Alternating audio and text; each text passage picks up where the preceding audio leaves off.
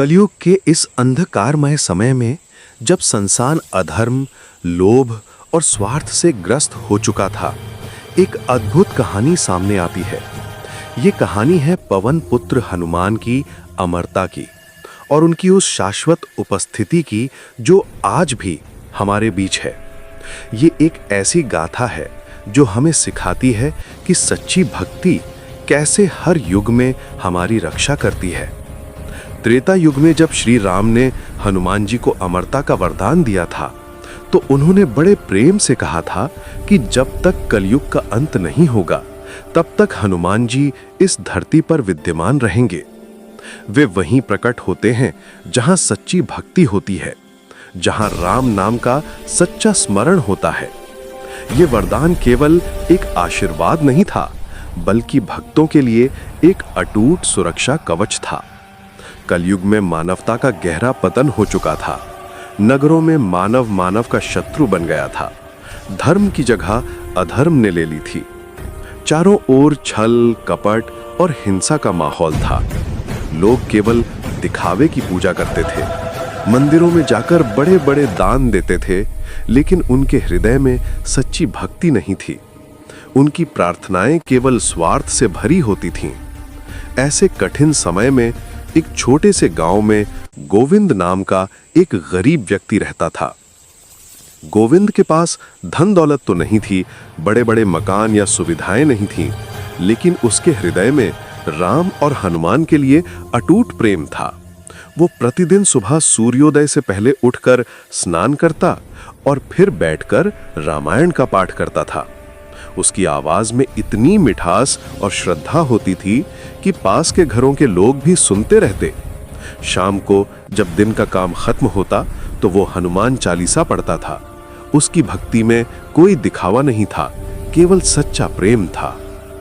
गोविंद का ये अटूट नियम था कि वो कभी भी राम और हनुमान को भूलता नहीं था। खेतों में काम करते समय भी वो मन ही मन राम नाम जपता रहता था।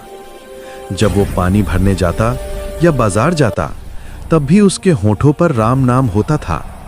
उसके पड़ोसी कभी कभी उसका मजाक उड़ाते थे, कहते थे कि इस गरीबी में भी भगवान को याद करने से क्या फायदा। कुछ लोग तो ये भी कहते थे कि अगर भगवान सच में होते तो गोविंद इतना गरीब क्यों होता। लेकिन गोविंद का विश्वास पत्थर की तरह अडिग था। एक दिन अचानक गांव पर भारी संकट आ पड़ा। बाहरी शक्तियों और अन्यायियों का एक बड़ा गिरोह आया, जिन्होंने गांव को लूटना शुरू कर दिया। ये लोग बहुत क्रूर थे और निर्दोष लोगों को बहुत परेशान कर रहे थे।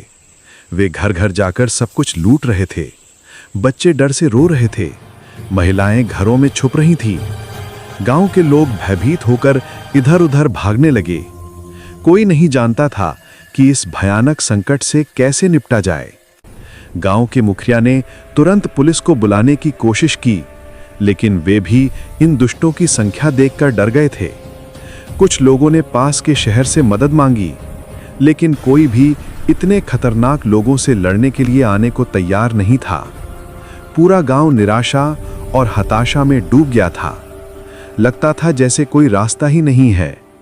लेकिन गोविंद ने किसी इंसान से सहायता नहीं मांगी। वो शांति से अपने छोटे से घर में बैठकर आंखें बंद करके हनुमान चालीसा का पाठ करने लगा। उसकी आवाज में गहरी श्रद्धा और पूर्ण समर्पण था। वो बार बार कह रहा था, हे हनुमान जी, आप ही हमारी रक्षा कर सकते हैं। आप ही हमारे सच्चे रक्षक हैं। हमारे पास आपके अलावा कोई सहारा नहीं है। जैसे जैसे गोविंद का पाठ तेज होता गया, वैसे वैसे हवा में एक अजीब सी दिव्य शक्ति महसूस होने लगी। पेड़ों की पत्तियां हिलने लगीं, हवा में एक मधुर सुगंध फैल गई। अचानक तेज हवा चली, आकाश में बिजली कड़की और एक विशाल तेजस्वी वानर रूप प्रकट हुआ। ये कोई और नहीं, स्वयं पवन पुत्र हनुमान जी थे। हनुमान जी का रूप इतना दिव्य और तेजस्वी था कि सभी अन्यायी एक साथ डर गए। उनकी आंखों में दिव्य ज्योति थी और उनकी उपस्थिति मात्र से ही बुराई भाग जाने लगी। उन्होंने अपनी अलौकिक शक्ति से सभी दुष्ट लोगों को भगा दिया। कुछ ही पलों में गांव में फिर से शांति और सुरक्षा का माहौल बन गया। हनुमान जी ने गोविंद से बड़े प्रेम से कहा, बेटा, तुम्हारी सच्ची भक्ति ने मुझे यहां बुलाया है। कलयुग में मेरा वास शक्ति या अस्त्र में नहीं, बल्कि राम नाम में है। जहां भी कोई सच्चे मन से राम को याद करता है, वहां मैं तुरंत उपस्थित हो जाता हूं। उन्होंने आगे समझाया कि सच्ची भक्ति ही सबसे बड़ी शक्ति है। ये किसी भी संकट से बड़ी होती है, किसी भी समस्या का समाधान होती है। तुम्हारे जैसे सच्चे भक्तों के कारण ही मैं इस धरती पर हमेशा विद्यमान हूं।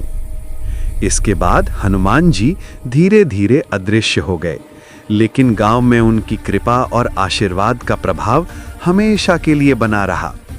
वहां प्रेम, शांति और धर्म की मजबूत स्थापना हो गई। लोगों के मन में भक्ति की सच्ची भावना जाग उठी।